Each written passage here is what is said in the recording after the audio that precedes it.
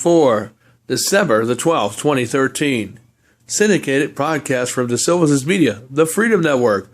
Well, in case you haven't heard or you've been in a hole and been in a cave somewhere, that there's been these kind of pranks going out. Matter of fact, just to show an example of when you don't read or pay attention to things online, like on sites like where you buy things like such as eBay or Craigslist, you need to pay attention to what they actually say in the ad.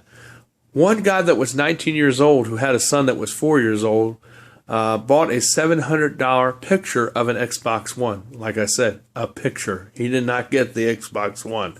All he got was a photo from it, and it was poor quality at that at best. And of course, somebody at a local establishment gave him a Xbox One, but I don't think it was really truly for the 4-year-old son. I think it was for the 19-year-old dad.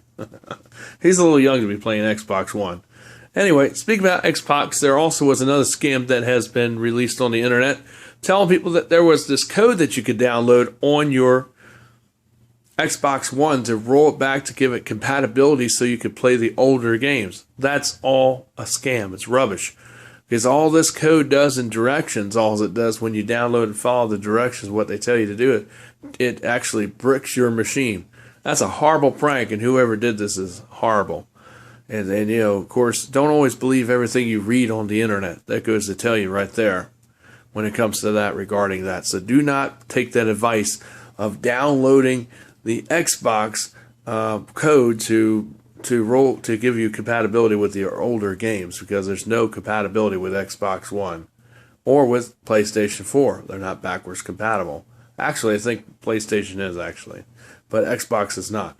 You have to keep the original Xbox for the games to work. If you have Xbox One, you have to rebuy them, or there may be some kind of credit system eventually to where you can just scan your game or show that you have the game on your console, and they might give it to you for free or give it to you for a discount if you already had the original version. But right now, I think you just have to rebuy the games, which really sucks. But anyway, so don't believe that. Also, another rumor on the internet also is talking about if you stick your phone in a microwave, it will recharge your battery. Now, how stupid could people believe this? Believe me, most people wouldn't believe this, but there's a lot of y'all that really did that and actually blew up your phone and also caused the battery to explode and also caused the microwave to be damaged. So if you see an ad online saying that you can recharge your phone by simply putting it in the microwave, don't believe it, because if you do it, you're stupid, because that's not true. You don't recharge your batteries in microwaves. Trust me. You have to plug them in or buy the charger for the phone so that it works. Don't use cheap batteries either, because a lot of times they'll explode in your phone. That's a chance you take when you get not name brand batteries. Don't get knockoff batteries. Get the original batteries, okay? They cost more, but at least they're safer. Also, I want to say, there's a new scam. There's scams going out with Social Security. Yes, another scam alert for Social Security.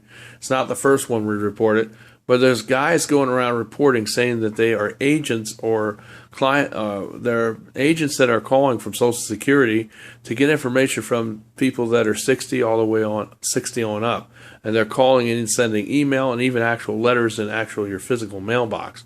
If you receive a phone call claiming from Social Security and claiming that they are Social Security, do not give them any information like your social or anything. Just hang up. Because, first of all, Social Security will not call you out of the blue to get information from you. If they need information from you, they'll contact you by mail, meaning your mailbox, not your email box. They'll send you a letter in the mail. And also the only way they'll call you is if you make an appointment or you call them, and then they'll call you after you call them, but they don't usually call you, out of the blue. It's like, we have the computer, people that can look in your computer and say it's slow even though they never call, even though you didn't make an appointment, and they say they're with Microsoft. Well, it's sort of like the same kind of scam, but now it's with Social Security. We could say, well, I'm a so-and-so that works for Social Security, and you never called them, so, it's a red flag. If anybody calls you and says they're with Social Security, and they can, say that they really are, with Social Security, and that they need your information to verify your information so they can steal your check, because that's on the rise right now. Do not give them any information, because no Social Security agent is going to call you out of the blue unless you've already called them first, or they've contacted you by letter to make an appointment to go see them. But they will not call you out of the blue on the telephone. So if you do get that, do not do that. Always check with your local Social Security office in your area where you live. This actually comes from America Now. Okay. Now we want to also tell you, because that seems to be a problem in the United States. Always check with your Social Security Administration when you get strange calls or letters, and always make sure to verify those letters. Do not give any information to anybody. Okay, folks. Especially you seniors out there. Be careful. And, of course, there's a guy, along with 3 other guys that was in the car. I don't know his name, but he got arrested for stealing alcohol from Walmart, and he killed 4 pedestrians. And that just happened this week. He killed 4 pedestrians, and according to what the lawyers did or BS'd about, and apparently, so far he's getting away with it, which is really screwed up with this justice system in our country. Just because he's rich and he has money, and because money can give him security and buy him out of problems, does not excuse him from his crime. If he killed 4 people, he needs to go to jail for 4 lives that he killed. Even though it's an accident, you still have to. Well, it's attempted manslaughter. Or accidentally malicious, accidental manslaughter, but you still have to face time for those. Just because you have money, and you're filthy rich, your parents are, does that mean that you're excused from the normal laws from everybody else? I think that this guy is spoiled. I think his parents did not raise him right, and I think his parents should be responsible for these deaths of these families. And I also think, he should be held responsible and go to jail for the 4 murders that he did, the lives that he took away. Even though they were accident, he still needs to face the time for the crime. Just because he's rich does not make him any different from anyone else. And that's the way it really should be. This is in the news from Michael DeSilvis for December 12th, 2013. Your news and information source on technology, the Freedom Network, DeSilvis' media. See you tomorrow with another update. Or you could say later on today.